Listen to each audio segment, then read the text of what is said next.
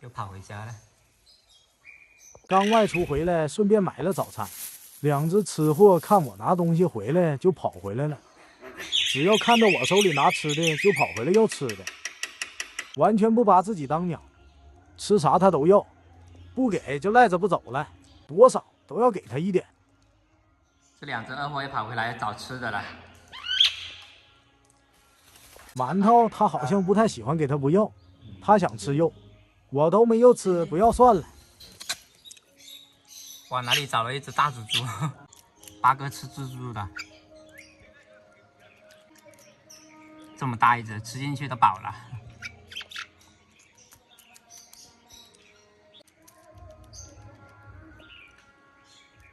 他好像不要腿，他把腿卸下来了。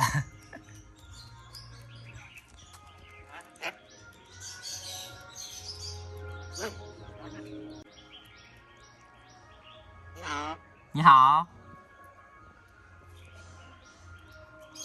哎，又不吃啊？小乌下来吃。他是想留给小乌吃吗？走地鸡开始懂事了。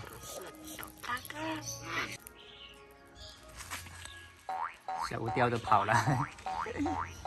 走地鸡还是蹦蹦跳跳的。欢迎光临，你是谁呀？小八哥，来，我回去给你拿点吃的。来，吃的来了，别拉到人家车上啊，等一下人家揍你啊！我翻特吗？来，给你走地鸡，你是走地鸡，永远的走地鸡。来，你吃我的还啄我是吧？欠揍型的。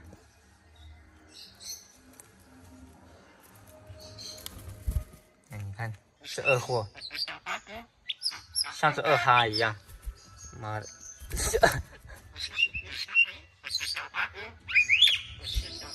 你是走地鸡，你不是小八哥。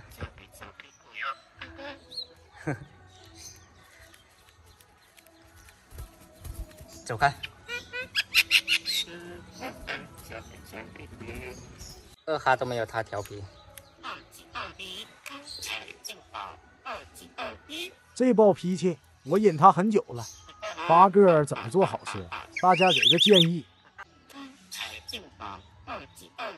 招财进宝，大吉大利。那你啄我。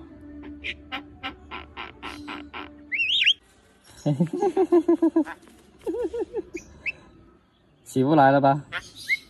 让你啄我。哎呀，还凶是吧？啊？还凶？